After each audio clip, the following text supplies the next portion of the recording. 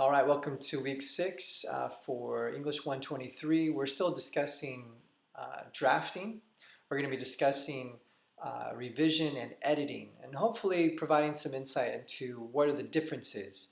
Sometimes the words are used interchangeably, editing and revising, but there is a distinction. There are two different functions for either. Um, it's probably okay, if you do call editing revision. It may not be such a bad thing that they're used interchangeably, but I just wanted to make you aware that there is a difference between those two words in terms of the writing process. So I hopefully want to define drafting, define editing, and define revision. And then from that, I want to give you, just a little checklist for editing or revising, let's say revising, your introduction paragraph and thesis statement. And then we will look at revising, a revising strategy for the overall paper. Not so much at the paragraph level, not so much at the sentence level or content, but more at the overall picture of your essay. With that, we want to make sure that the essay content is in alignment with the thesis statement in the introduction paragraph. We want to make sure that the introduction paragraph sets the scene, the thesis statement then presents the argument, and that everything that follows that is in alignment. And so I think if we follow the revision strategy that I'm going to share with you, that will really get your paper lined up to make a successful logical argument and to support that argument. Okay, so that's what we want to look at and discuss in this video. So hopefully, this video may not be very long. It'll be relatively short, hopefully. So I'll try to make it quick. So just bear with me. Some of this you've already heard, but it's really just a matter of giving you a checklist to follow to help you through. So if you have a pen and paper, let me jot this down. If you have to watch the video again, that's okay. So we're going to start out with defining our terms. So first, defining our terms. What is drafting? So really, drafting is the creating of, what I would define it as the creating of new and fresh content. So you've done that. You've been working on your first draft, so you've created new content. Hopefully you're at those 10 pages of content. So that's new and fresh material. So then the revision of that is the process of refining that existing material or replacing it or reorganizing it. And that's what the purpose or the intent of making it better, more effective in what it's communicating. So it's refining it, replacing it with new material, rewriting the material, and or reorganizing it.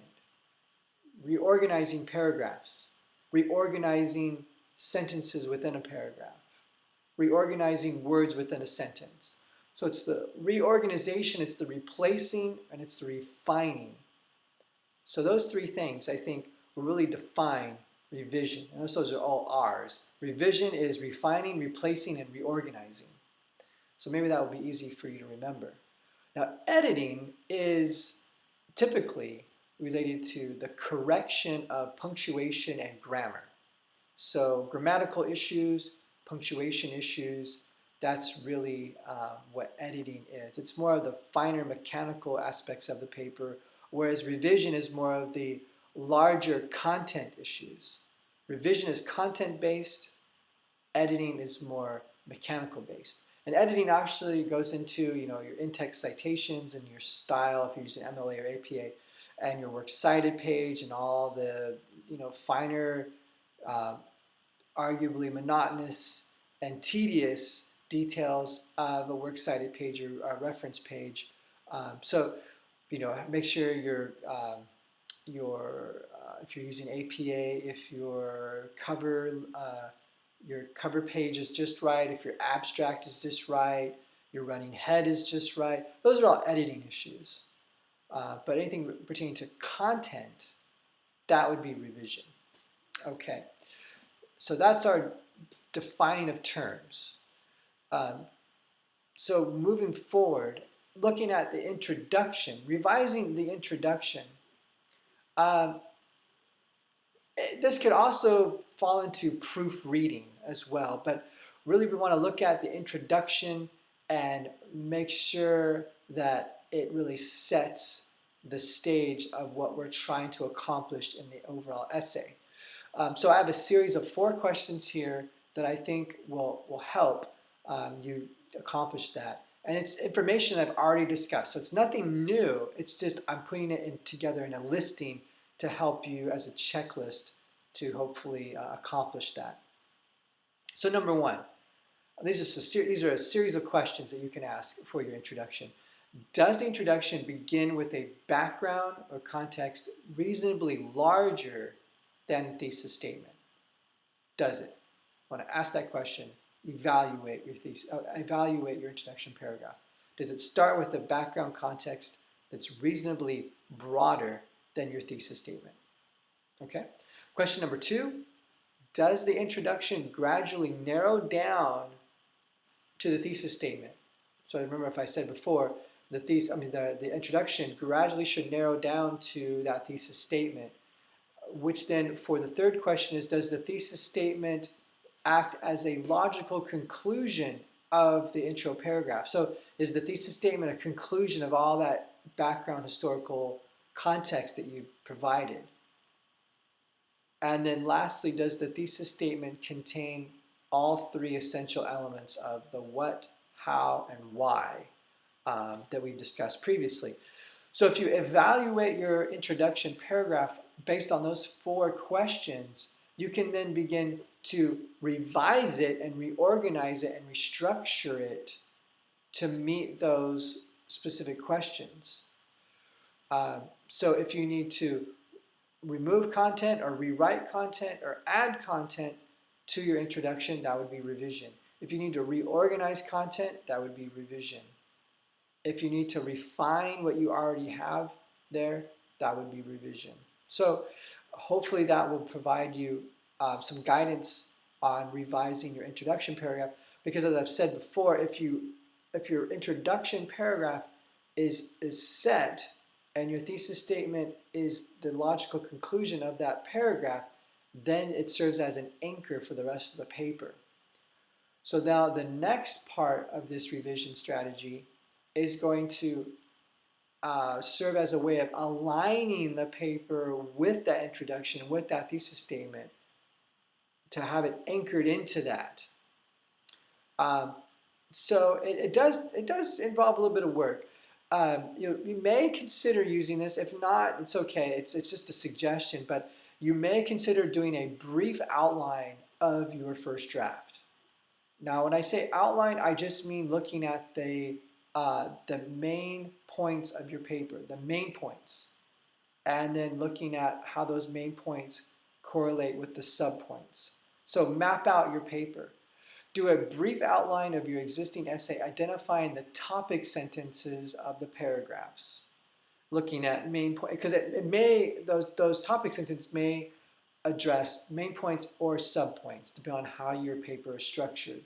And I can't be specific here because everyone's going to have a different rhetorical situation, a different approach, and they may have multiple subpoints for each main point. So I don't know how your paper is specifically structured, but if you do an outline of it, just to kind of map out how those main points and subpoints are falling in, or how they're lining up together, that should be enough. But you want to then look at it, you want to then analyze it to see if each of the 3 main points that you discuss in your thesis statement, if they're being discussed in those paragraphs with those points that you're discussing in the paragraphs.